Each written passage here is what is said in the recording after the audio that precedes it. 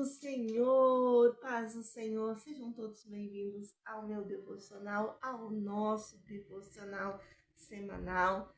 Bem verdade que eu fiquei aí 2 semanas sem aparecer por aqui, mas para preparar um conteúdo também legal, às vezes a gente precisa dar essa pausa, né? Nós já retornamos então para trazer uma palavra ao teu coração. Nós começamos então falando sobre gerando promessas na vida de Pedro. Agora, como março é dia da mulher, eu quero começar desde agora trazendo algumas mulheres da Bíblia que tiveram aí histórias muito lindas na Bíblia, da maneira e da forma que Deus usou, e fazer um paralelo também com outras mulheres assim fora da Bíblia que marcaram a sua história, que marcaram a sua geração e nos deixaram aí um legado para que a gente também pudesse se inspirar. E eu acho lindo a forma ao qual Deus vem usando mulheres nesses últimos anos, nesses últimos tempos, a qual sempre Deus usou. De tempo em tempo, Deus levantou uma mulher que marcou totalmente aí a sua geração, que marcou totalmente a história de vidas, de pessoas, da família dela, sabe? E como o Senhor tem levantado também nesse tempo muitas mulheres com o dom da palavra, com o dom do louvor, com o dom da intercessão, com o dom profético. E hoje a nossa personagem bíblica vai ser então Esther, tá? Esther é uma das histórias da Bíblia, é uma das mulheres da Bíblia que eu mais gosto da história dela, porque me identifico muito com ela ali desde a adolescência, desde a criança, quando eu vi a história dela, eu gostei bastante. Então, a rainha Esther foi uma menina totalmente improvável, né? De ser escolhida para ser rainha, porque ela era uma menina órfã de pai, de mãe. Ela cresceu, é órfã, né?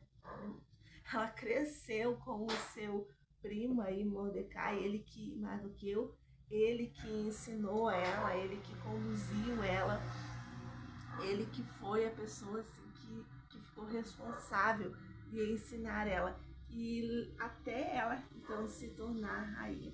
E o que eu acho interessante na história de Esther é que ela podia ter todas as regalias, mas ela escolheu ser ela mesma. Isso foi a marca aí que ficou registrada então para que o rei a escolhesse. É claro que ela chegou a esse posto porque assim Deus permitiu, porque esse foi o plano e o propósito de Deus na vida dela. É aquelas histórias que quando você lê, você já imagina aquela história de conto de fadas, né? A menina pobre, órfã, mas que vira então rainha assim do nada.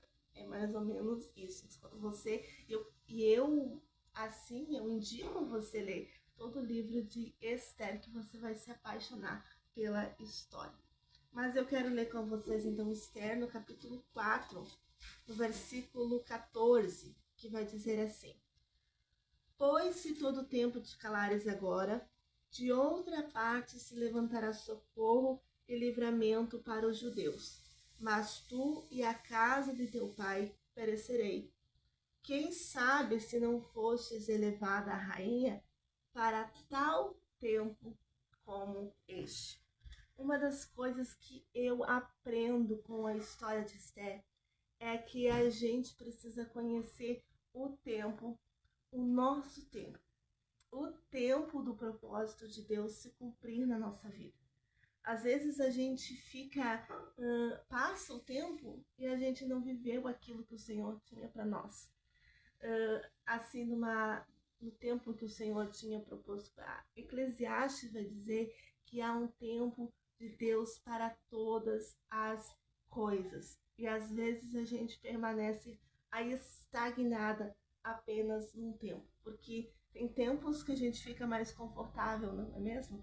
Então, nesses tempos, às vezes a gente fica estagnado.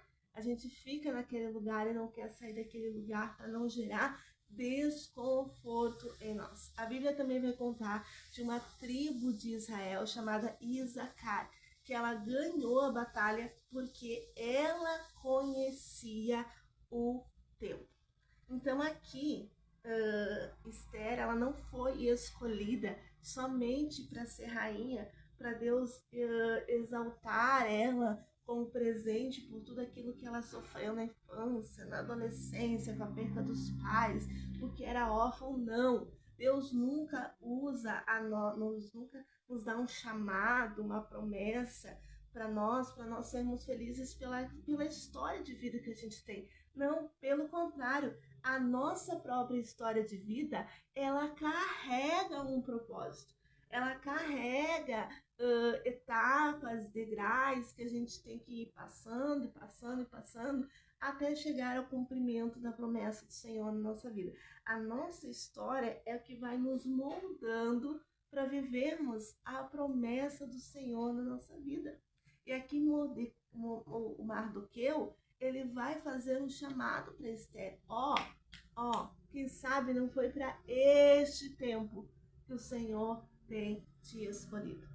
E segunda coisa que eu aprendo na vida, da história de Esther, é que o tempo dela, a promessa dela, não era lutar contra ali quem estava perseguindo o povo judeu com armas, não era levantar um sermão exortativo ali de pregação para o rei, para que ele se comovesse, não. O papel de Esther na história era intercessão, era interceder pela sua nação, era interceder pelo seu povo. E por que eu entendo isso? Porque às vezes, por que eu aprendo isso na história? Porque às vezes a gente acaba meio que deixando essa intercessão, interceder, orar, jejuar, não é uma coisa que o Senhor tem assim como promessa na minha vida. Não é uma coisa assim como que porque intercessão, interceder, não tem o nosso nome nos holofotes, não tem o nosso nome assim escrito, não. Quando a gente intercede, a gente vai ao Pai em oração, a gente entra no nosso quarto, fecha a nossa porta e ali a gente começa a interceder, entendeu? Ali a gente faz o nosso jejum em secreto, em segredo. A gente vai orar, às vezes na casa de uma pessoa, e a gente não fica postando, Não, a gente vai interceder na casa daquela pessoa, dividir da dor, dividir do sentimento que ela está sofrendo, sem divulgar o problema dela, entende? Você vai orar com ela no secreto, guerrear com ela no secreto. Então, a intercessão é uma coisa assim, é uma promessa que o Senhor tem sim para a tua vida. Às vezes Deus escolhe você para ser intercessora e você não vai ter o seu nome, às vezes, nos destaques, sabe? Esther, ela apareceu na história porque ela intercedeu pelo seu povo. Ela jejuou, ela marcou um jejum, tanto Mardoqueu marcou com o povo, quanto Esther ficou com as suas servas ali, aquelas que serviram em jejum e oração. E através da intercessão, ela recebeu uma ideia, uma estratégia muito pontual para que ela pudesse vencer essa batalha. E tem outra mulher na Bíblia, e tem uma mulher aqui que eu quero fazer o paralelo, que também ganhou batalhas espirituais dentro da sua casa, com os seus 19 filhos. O nome dela foi Susana Wesley. Ela não teve um grande sermão, ela não teve um livro daqueles livros mais vendidos, né, eu não consigo falar essa palavra, best-seller. Os livros mais vendidos nas prateleiras das livrarias. Ela não teve assim o seu nome, seguidores e seguidoras no Instagram, até porque nem tinha, né? Mas ela foi uma mulher que o chamado que o Senhor tinha na vida dela era interceder pelos seus filhos, era interceder pela sua casa. Ela foi uma mulher de oração, a mãe de John Wesley. Ela foi a mãe de John Wesley, mas ele só teve, assim, foi John Wesley porque tinha uma mãe intercedia por ele. Uma mãe que orava, que jejuava por ele e pelos seus 19 filhos. Porque quando você vai ler a história dessa mulher, nenhum filho se perdeu, se desviou. Ela tem, John Wesley foi o que mais teve o seu nome na mídia, teve o seu nome assim lançado, né? Deus levantou ele. Mas os seus 19 filhos continuaram firmes na sua fé. E isso eu acho lindo quando eu li a história dela, estudei a história dela. Então eu quero que você entenda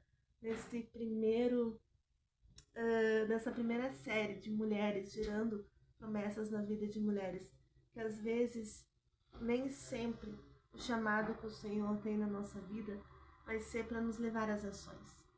Nem sempre o nosso nome vai ser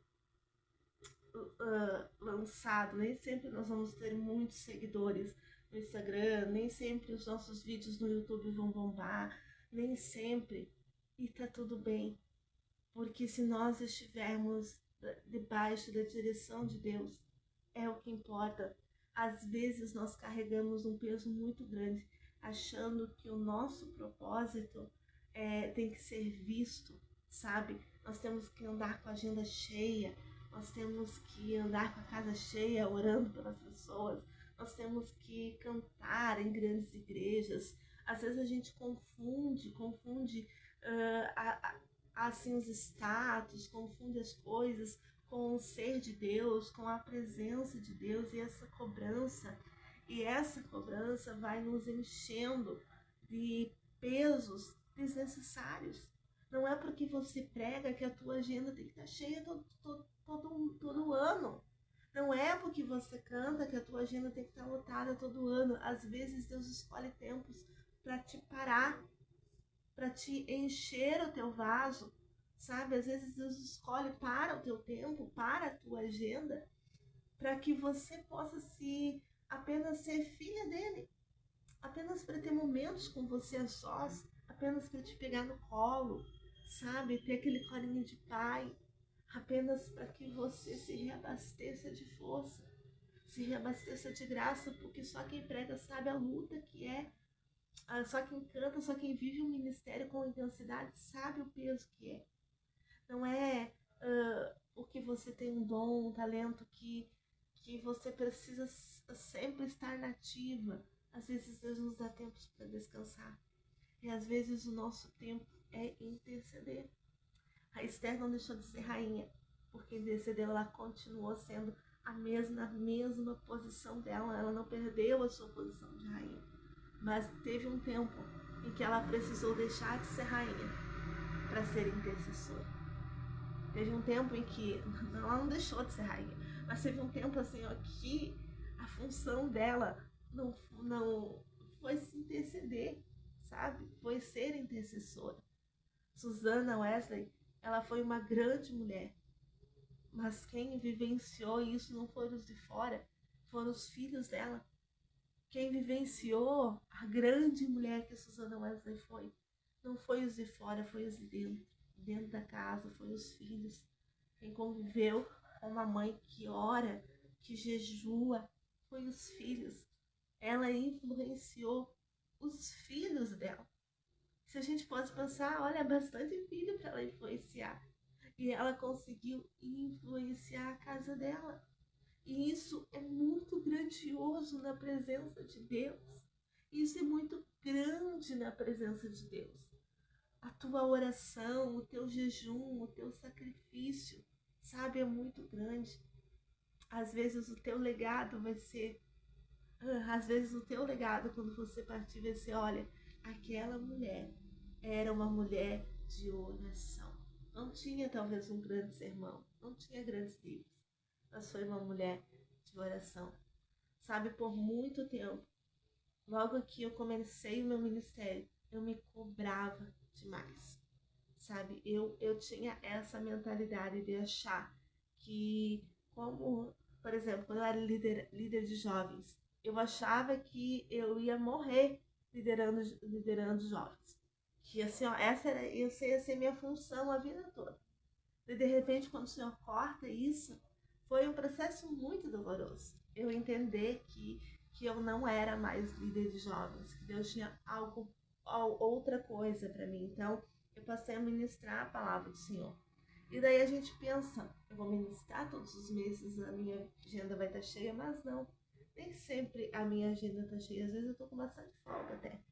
Mas daí eu entendo que esse tempo de folga é para mim orar, é para mim jejuar, é para mim colocar projetos que o Senhor tem, é para mim interceder por outras pessoas. Eu não tô de folga, né? Não é uma folga para mim. Na verdade, eu trabalho bem mais quando eu não ministro, quando eu estou ministrando, porque o Senhor levanta tantas coisas, tantos projetos e tantas pessoas para me ajudar, dando conselhos, conversando, sabe? Só que a gente precisa entender também que tem momentos que realmente não vai ter nada.